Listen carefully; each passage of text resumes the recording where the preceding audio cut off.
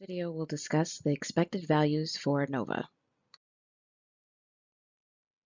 So in analysis of variance, we begin with looking at the sum of squares. And so this SS is the sum of squares. And this is really doing the initial calculation of the variances and the shifts in variance for the whole group. So your total is going to be your whole group. Your sum of squares for between is between groups. And then your sum of squares within is the variance or the sum of squares calculation within each one of the groups that are being compared. Then we need to calculate our degrees of freedom. So we need to remember that our degrees of freedom are really all the little bits of information that we have and can use to run an analysis.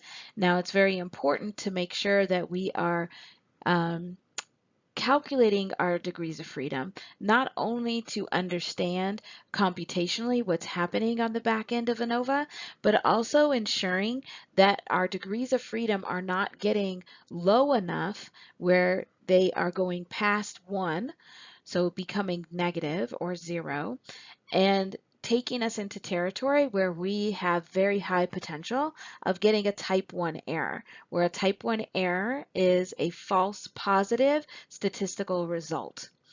So again, for degrees of freedom, we need to see the degrees of freedom for the total group, the degrees of freedom between the groups that are being compared, and the degrees of freedom within each one of the groups.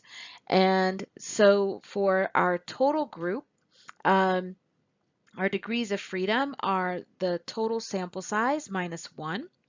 Our degrees of freedom for between the groups uses the number of groups minus 1. And for within, we are looking at really both the groups and the total sample size, and making the assumption that each of our groups have equal or near equal numbers of participants. And so for within groups, we take our sample size minus the number of groups that we have.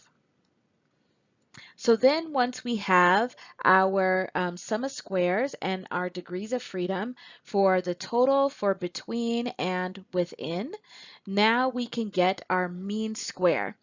And so this is mean square values. And our mean square values are our sum of squared divided by our degrees of freedom. And we would for this also get a total value, a between value, and a within value, but we're only using certain ones to get our final calculation, or to use in our final calculation of our F statistic. So for the sum of squares, you're really using and then this is to really emphasize what's going into these mean square calculations. So your sum of square total is using each individual score in comparison to your grand mean. And then they are being squared, so they have the square value here. And for the degrees of freedom, you're looking at your total group and subtracting 1 to get your degrees of freedom for the total. Then these two together, so the sum of squares divided by the degrees of freedom, would give you your mean square for your total group. Then for between, we are now looking at each of the group means, because for between, we're really looking at the differences of variance between the different groups. So you're comparing each group mean to the grand mean of the whole group, and we have our square value here for our sum of squares. And then for our degrees of freedom for between, we are looking at the number of groups minus 1. And so then we can do our sum of squared divided by our degrees of freedom to be able to get our sum of squares between or our mean squares between value. And lastly, we have our within values. And so for within, because this is within each one of the groups, we are looking at each individual score compared to the group mean that that individual is in. We have our square value, so we're doing a sum of the squares.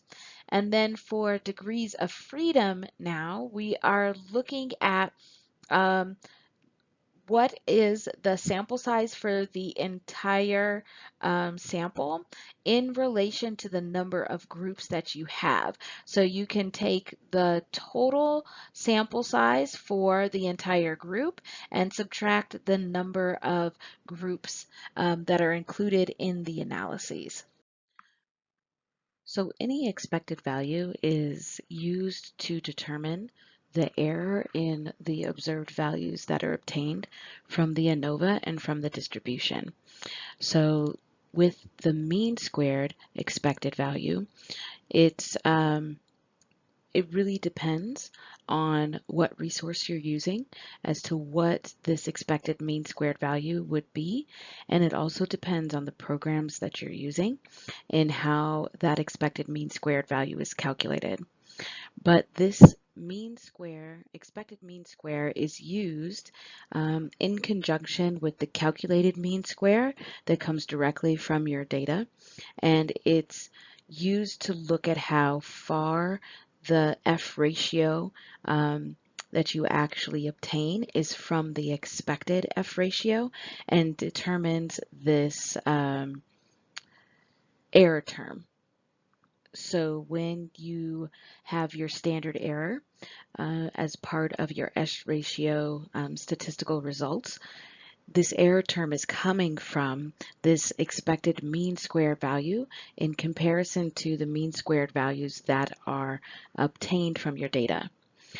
And so this is how this expected mean square value is calculated, where it is using the variance of the population.